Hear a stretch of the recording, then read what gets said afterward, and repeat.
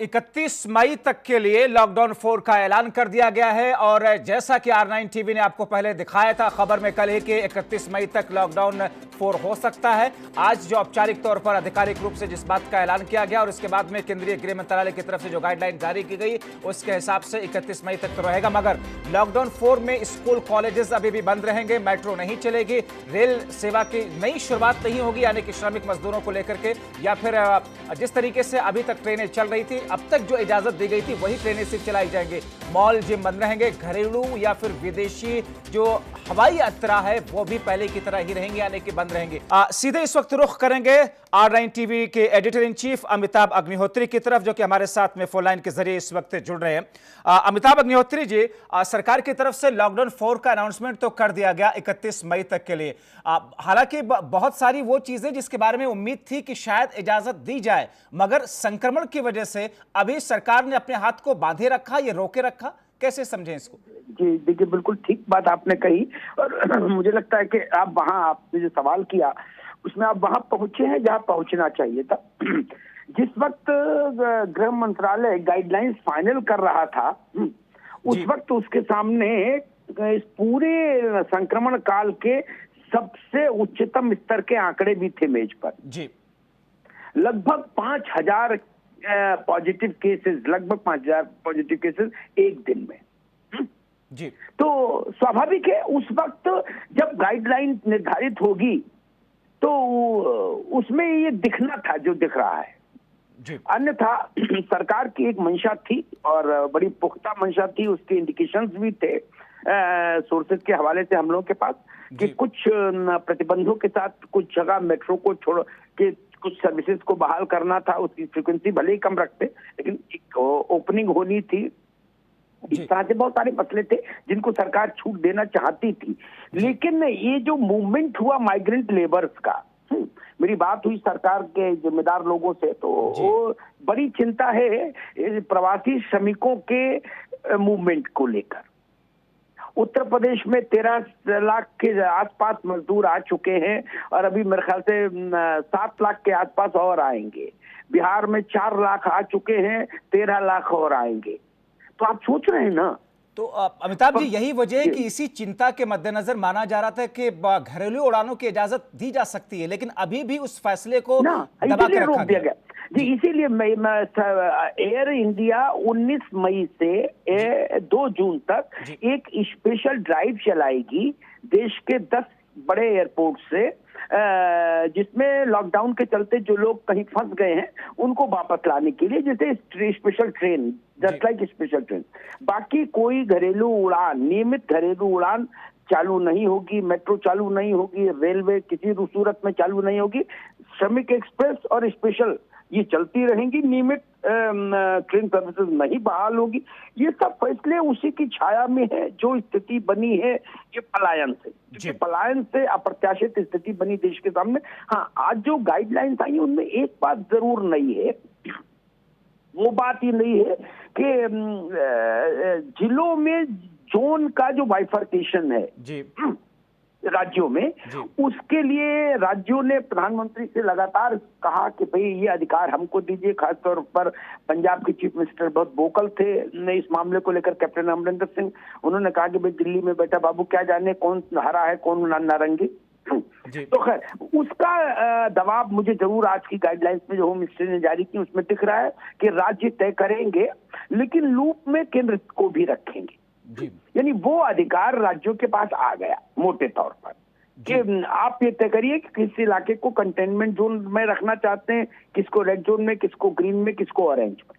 जो federal structure के चलते राज्य सरकार लंबे समय से मांग कर रहे थे कि ये हमारे हाथ में होना चाहिए, इतना काम हम करें, ये हमारे ऊपर छोड़िए। और अमिताभ जी, मुझे लगता है कि ये एक बेहतर फैसला भी है, क्योंकि कल ही उत्तर प्रदेश में जैसे कि मुजफ्फरनगर जो जिला है वो कोरोना से पूर्ण रूप से मुक्त हो गया। अगर वो पहले ऑरेंज जोन में था तो पूर्ण रूप से मुक्त है, तो राज्य सरकार ही वहां के हिसाब से चीजों पर फैसला ले सकती है।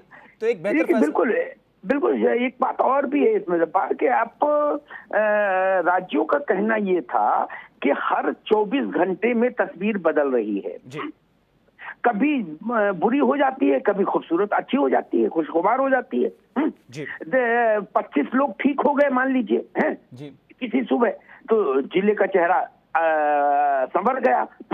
और 10 नए पॉजिटिव मिल गए तो जिले को लो फीलिंग आ गई, उसका कलर चेंज हो गया। तो उन्होंने कहा ये ऊपर से कैसे डिसाइड हो सकता है, ये तो डे बाई डे का अफेयर है जी। फिर जैसे मुझे पंजाब का स्मरण है, अमरिंदर सिंह ने स्पेसिफिकली कहा था कि भाई एक जिले में 4 तहसील, एक जिले में कोरोना के लोग मिले है, उस जिले को आप सील कर दे, उस तहसील को सील कर दीजिए, लेकिन बाकी जो 3 तहसील हैं वो बिना गुनाह क्यों बंद रहेंगी? जी। और ऐसे में अमिताभ जी, अब आर्थिक पैकेज की जो घोषणा की गई उसके बाद में कार्य योजना मुख्यमंत्री योगी आदित्यनाथ समेत कई दूसरे मुख्यमंत्रियों ने कहा कि अब बनाई जाए।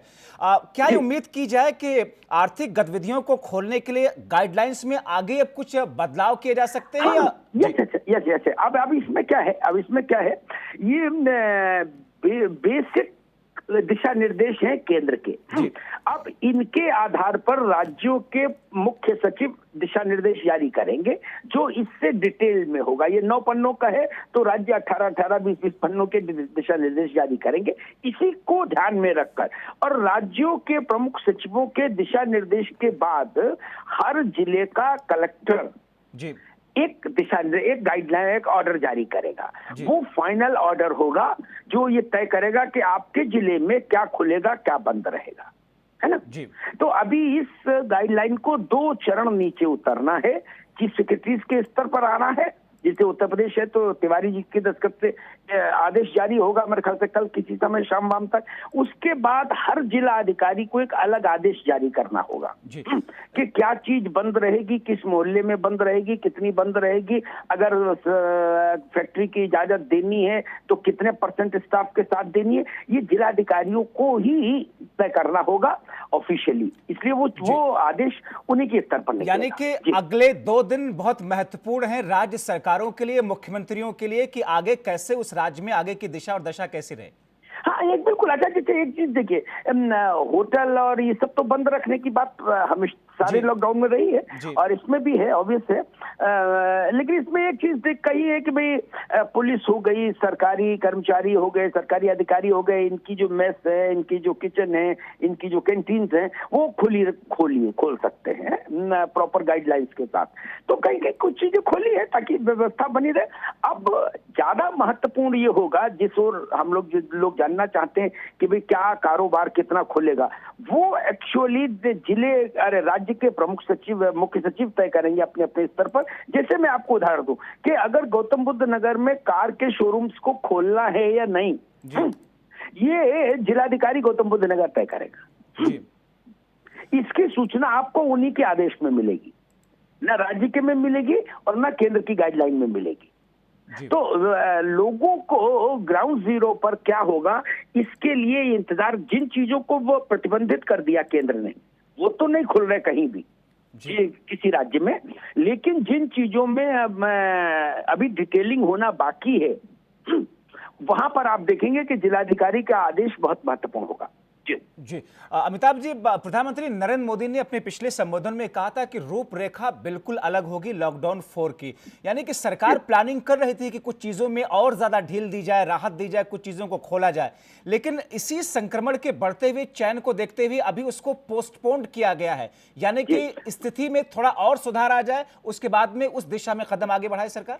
देखिए बिल्कुल, मतलब हम लोग इतने दिनों से इस विषय को चेज कर रहे थे, फॉलो कर रहे थे, दर्शकों को बताने के लिए कि क्या खुला रहेगा, क्या बंद रहेगा। तो जिन लोगों को ये तय करना है उन लोगों से भी संपर्क में हम लोग थे, तो एक मानस बना था। सच में प्रधानमंत्री ने ठीक कहा था कि रूप रंग कलेवर सब कुछ नया होगा और जान जहां दोनों। लेकिन ये जो गाइडलाइंस आई हैं इनको देखकर शायद लोगों को लगेगा कि नहीं, देखिए वो सब चीजें नहीं हुई जो हम लोग उम्मीद कर रहे थे।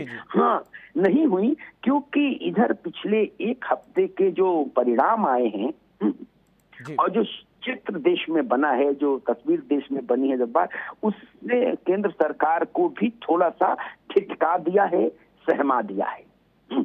केंद्र को लगा कि अब जोखिम लेने का वक्त कतई नहीं है अभी जी। क्योंकि अमिताभ जी, चाइना के आंकड़ों के मुकाबले हम थोड़ा आगे बढ़ते हुए जा रहे हैं, तो ये नहीं देखिए वो तो मैं कहूंगा वो इसलिए नहीं ठीक है वो ऐसा, क्योंकि चाइना और हमारे में मृत्यु दर में फर्क है। हाँ, ये केसेस की बात जरूर है, लेकिन एक बात आप देखिए, हमारे यहाँ 8 करोड़ प्रवासी मजदूर दुनिया के किसी मुल्क में ये समस्या कोरोना के साथ नहीं आई, नहीं है जी। सिर्फ बड़े मुल्कों की बात कर रहा हूं, भारत में आई। 8 करोड़, आप नंबर पर ध्यान दीजिए जी जी। 8 करोड़ लोग सेटल डाउन होने हैं 15 दिन पहले से और 15 दिन आगे तक, 1 महीने के पीरियड में जी। हाँ? मतलब 8 करोड़ में पूरा देश नया बस जाता है भाई जी। क्या करे गृह मंत्रालय और क्या करे केंद्रीय सरकार। जी। मैंने आपको उत्तर प्रदेश का ही उदाहरण दिया, जब उत्तर प्रदेश में माइग्रेंट लेबर्स का फाइनल डाटा सेटलमेंट की ओर बढ़ेगा तो आप देखिएगा वो 20 से 22 लाख मजदूरों का होगा। जी। अब जैसा कि आप शुरू से ही आपने कार्यक्रम आओ बात करें में तमाम चीजों पर अलग अलग पहलुओं को सामने रखते आए हैं और कई बार ऐसा देखने को मिला कि आपकी बताई गई चीजों पर उत्तर प्रदेश की सरकार ने फैसले भी लिए हैं। बहुत शुक्रिया फिलहाल अमिताभ अग्निहोत्री जी। धन्यवाद।